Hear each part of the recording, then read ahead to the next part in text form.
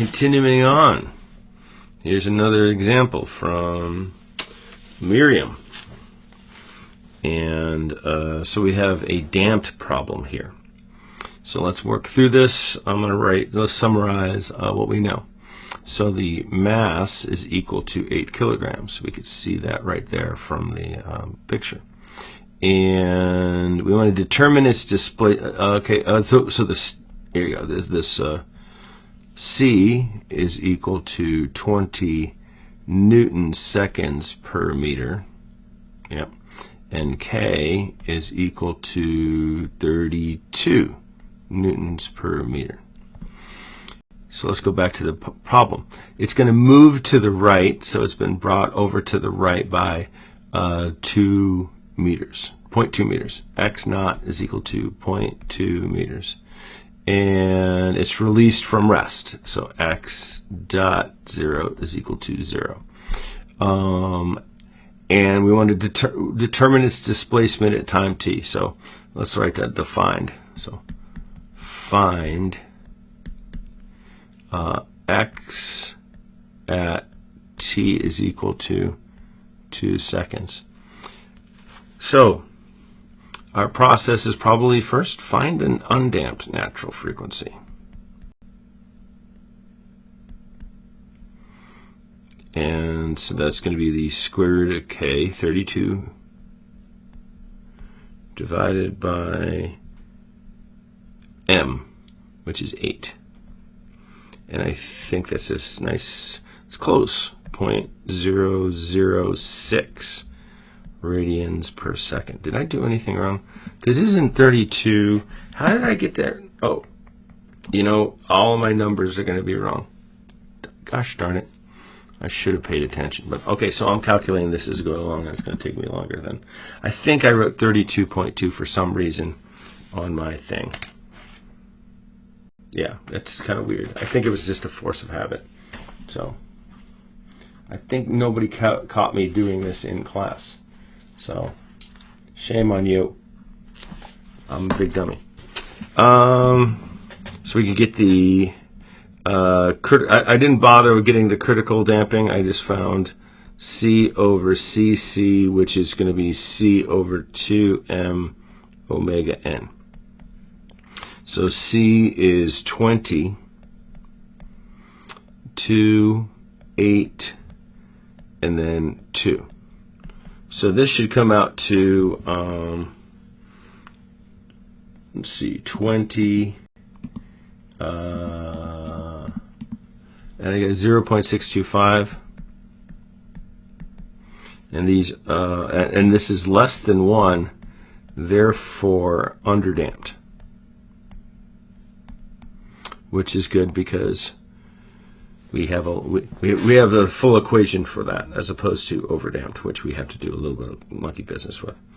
Monkey business being fun things to do. Let's have lots more monkey business in this world, is what I believe. Monkeys are fun, but not good pets. All right, so the natural frequency being 2, because we're finding the damped natural frequency, square root of 1 minus 0.6250 squared. That's a bit of 2, right? It looks like a 2. It's a little bit 2. So square that.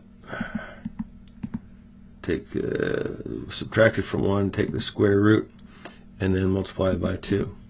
And you get 1.561. And these are radians per second. Now, let's see, just for variation, let's change up the colors. Here is the equation for the for motion with the initial conditions placed in there. We don't have to derive them. This is a very common problem. So we have the initial velocity, which is going to be 0. We're going to get rid of that in a second, but let's write out the equation. That, right, and then that times xo. Okay, so that is a thing. Divided by the damped. I'm 99% sure that's the damped. Okay. Actually, let's see. Let me get care of my braces. Brackets, there you go.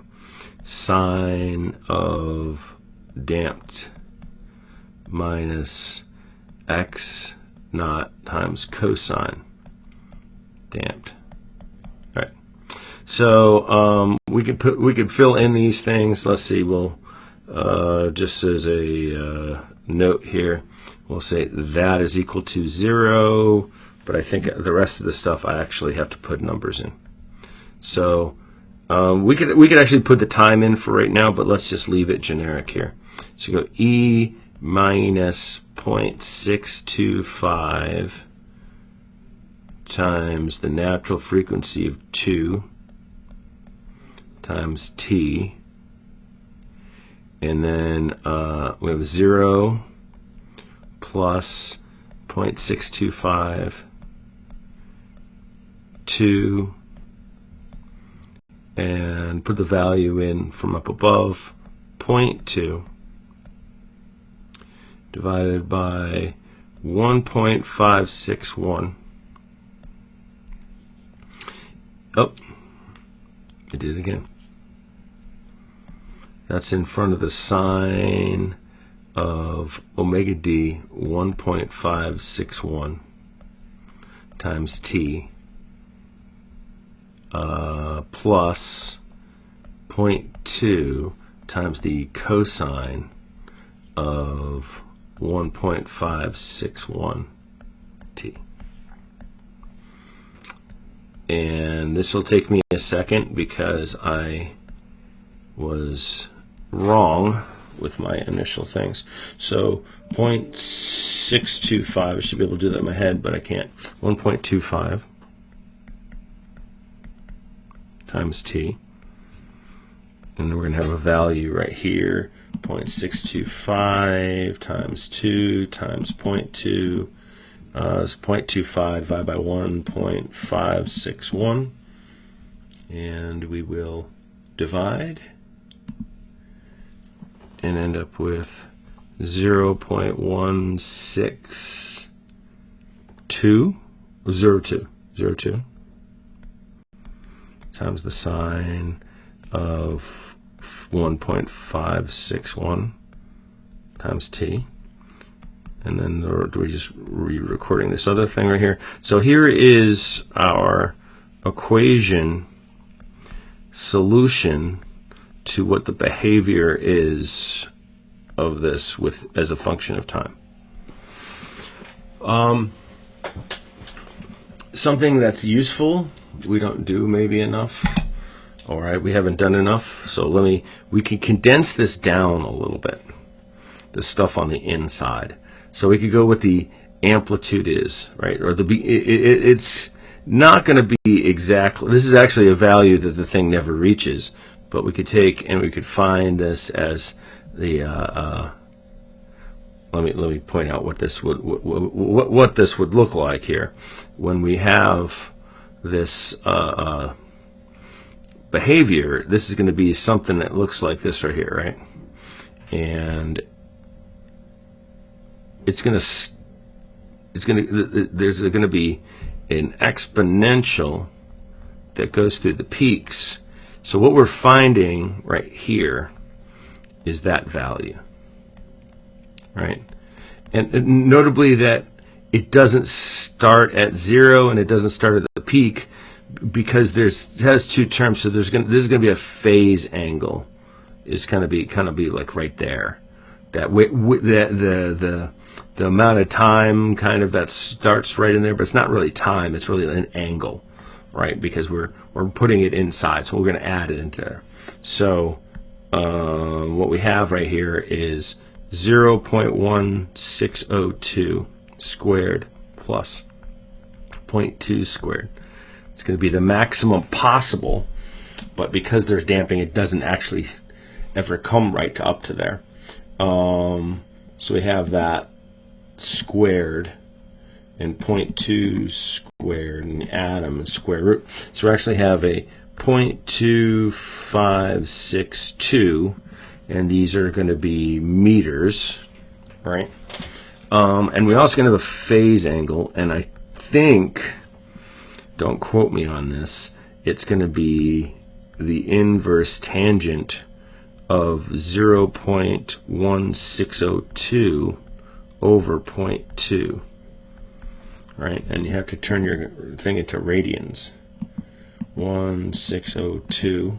Oh, I did that wrong. 602. Cool. And we get the inverse tangent. That turns out to be 38.7 degrees, but we want to have it in radians. So I didn't do it I calculated radians, but I can't get it in radians by multiplying by pi and dividing by 180. So in terms of radians, it's 0.6754. What? 5 decided to go away. 54, right? And these are radians. So if you were to rewrite this thing out in that version, you'd probably put the number first. So there's the constant, and then take the e times it, 1.25 t, and then multiply it by the sine of 1.561 t, and then you add in the phase angle, 0.6754. See, and that's a little bit more compact right in there. I could double check probably, and by the way, sine needs to be in radians, remember. So we go for the actual thing that we were being asked at t is equal to 2.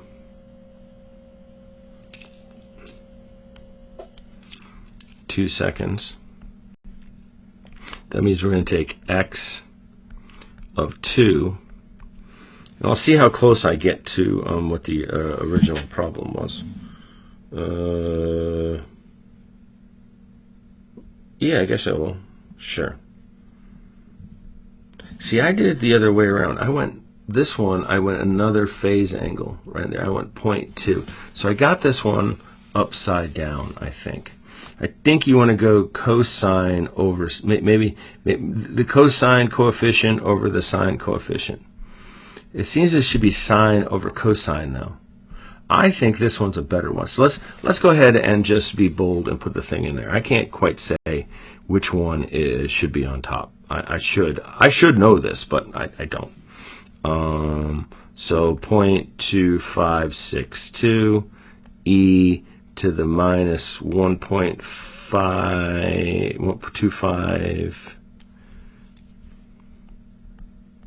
times 2 times the sine of 1.561 times 2 plus 0.6754. Make sure you're in radians. I get, with all this monkey business, 1.561 times, add them together. Let's take the sine of that, but first I change my mode to radians, and then take the sine of that. It's a negative 0.6097, and we multiply that by that magnitude, and then also take 1.25, multiply it by 2, make it negative, take the exponential of that. That's like 0.82, and then we multiply these two, and I get a negative 1 point, no, it's negative 0.1.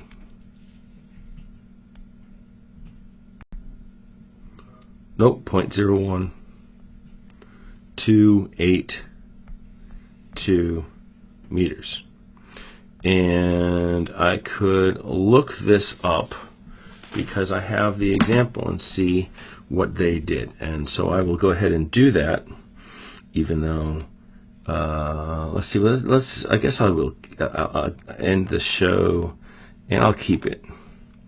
So I don't know if I'm teaching this course again, so why would I worry about keeping the notes pristine? And if I go to my books, and I go to Dynamics, and I go to Miriam and Craig, and I think I used the 8th edition.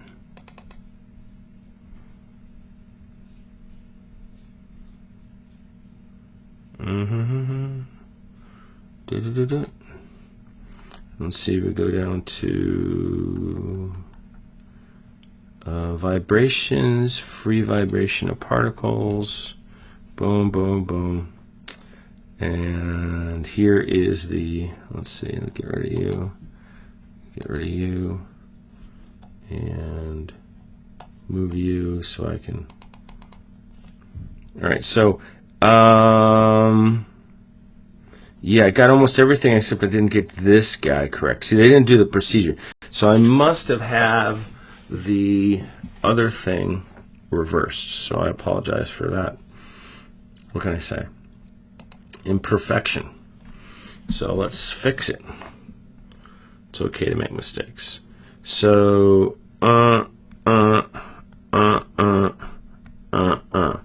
let's take the inverse tan of 0.2 over 0.1602. And 0.2 over 0.1602. And then inverse tan, yes, 0.8955, call it. 0.8955. So plugging all those in. I know, exciting stuff, I got it.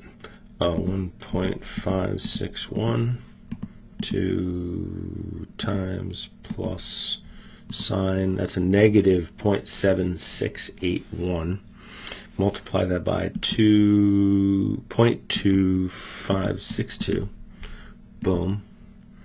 And 1.252 times minus E. Boom. And I get negative 0.01615 meters. And that should be the answer. Checking them out. Let's keep them. Yeah, so they got 1616. So we're just a little, just this guy's off. Probably dropped some units. So this was a good problem. I think this is doable on an exam. I do think. It's kind of long, but maybe I'll make the other one shorter. But I would ask this, that for sure. We'll see it in another video.